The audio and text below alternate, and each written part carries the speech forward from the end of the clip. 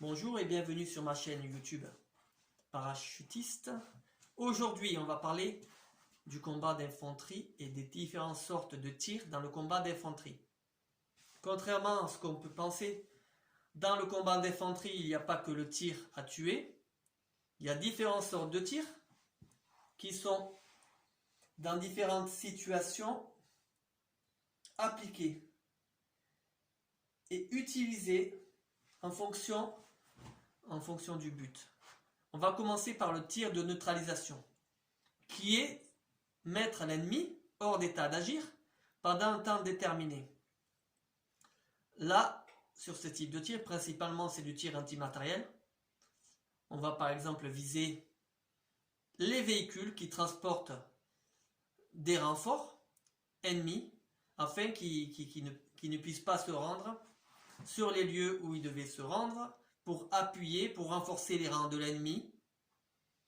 Et donc, ce qui va nous permettre à nous, peut-être, de faire un débordement, de renforcer nos rangs et de prendre peut-être une position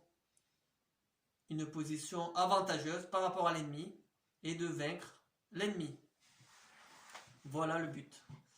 Ça peut aussi être, par exemple, du renfort de munitions, de la logistique. Et là, notre but, ça sera d'empêcher l'approvisionnement en munitions, en rationnement, etc. de l'ennemi, pour qu'il ne puisse pas se ravitailler et donc pénaliser l'ennemi. Voilà. On va passer au tir de destruction. Là, le tir de destruction, c'est bien du tir à tuer. On va pratiquer de la destruction matérielle, personnelle, section, groupe, etc. Ça veut bien dire ce que ça veut dire. On est là pour faire de la destruction. On ne fait pas de quartier. On n'est pas là pour blesser. On est là pour faire de la destruction définitive. On va parler du tir d'appui et du tir de couverture qui sont souvent confondus. Le tir d'appui est là pour apporter une aide à une autre unité. Donc spontanément ou sur ordre. Par le mouvement ou par le feu, on va appuyer un groupe. On est là pour faire principalement baisser les têtes pour que ce groupe-là, cette section-là, puisse en général pratiquer un débordement. On appuie le groupe pour que le groupe puisse passer à l'assaut, déborder, et pour qu'il puisse faire son travail. Nous, on fait le nôtre. Le tir de couverture, c'est plutôt pour accéder à un chemin de repli lorsque l'ennemi est sous le feu. Lorsque je veux dire l'allié, le collègue, le camarade est sous le feu ennemi et qui veut accéder à un chemin de repli, on va faire du tir de couverture pour le couvrir, pour qu'il puisse en sécurité se replier et dégager la zone rapidement. Il y a ensuite le tir de fixation, fixer l'ennemi. Fixer l'ennemi, c'est exercer sur l'ennemi une pression suffisante, on va dire par du feu nourri, bien entendu, pour l'interdire tout mouvement ou déploiement. Là, on est là pour que l'ennemi ne puisse pas bouger de la position. Par exemple, on est un petit groupe, on a pu prise à partie un groupe ennemi qu'on veut choper vivant, par exemple. On a l'ordre de le choper vivant, on a l'ordre de le ramener à la base. Qu'est-ce qu'on va faire? On va pratiquer un tir de fixation pour empêcher que l'ennemi ne puisse fuir, en attendant les renforts qui vont venir encercler l'ennemi et pour au final, voilà, choper les gars et qu'ils puissent être jugés, qu'ils puissent... enfin, après nous, on ne réfléchit pas tellement à tout ça. Notre ordre, c'est de fixer l'ennemi dans le but de pouvoir être appuyé, être renforcé pour encercler l'ennemi et pour le choper vivant. Voilà, c'est le but. Alors, il y a aussi du tir de harcèlement, le shoot and run.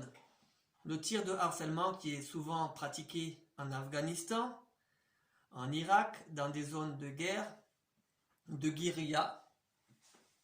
Ce type de tir de harcèlement, il est là pour faire péter les plombs, principalement péter les plombs et faire vivre l'autre dans l'insécurité. Qu'est-ce qu'ils vont faire? Ils vont, comment dire ça? Par exemple, l'ennemi ne pratique pas un tir de destruction, ne pratique pas un tir d'harcèlement, il pratique un tir de harcèlement, c'est-à-dire que on est basé par exemple en Afghanistan, on est basé en Irak, on est basé dans d'autres zones. L'ennemi va venir et de temps en temps, il va avoir des tirs, il va avoir des attaques à la grenade, etc. pour nous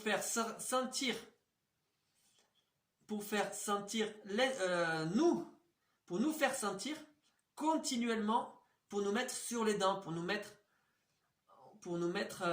sur le qui-vive. Et ça fait péter les câbles. C'est pour ça souvent qu'il y a des mecs au retour d'Afghanistan qui ont pété les câbles. Pourquoi? Parce qu'ils vivaient ce tir de harcèlement. Ils vivaient ce harcèlement permanent. Et les mecs étaient en permanence tendus, en permanence. Ils savaient pas à quoi s'attendre. S'il y allait avoir une grenade qui allait tomber, un mortier, etc., etc. Donc, un soldat, il a besoin aussi, quand il est au combat, il est à l'affût, et quand il est en repos, il doit se reposer les nerfs et son esprit pour ne pas devenir fou. Voilà. Donc, je ne sais pas si je me suis bien exprimé, mais harceler, c'est quoi? C'est restreindre l'activité ennemie dans une zone ou sur un itinéraire défini. C'est créer un climat d'insécurité. Le harcèlement, il peut être obtenu par des coups de moins en moins ou de plus en plus rapprochés, par des embuscades, par des obstacles, par des petites attaques quotidiennes qui vont nous faire vivre dans un climat d'insécurité. Et voilà, j'en avais terminé avec les différentes sortes de tirs. Donc je suis ravi d'avoir présenté cette vidéo. J'espère que j'ai été assez clair. S'il y a des questions, n'hésitez pas à me les poser.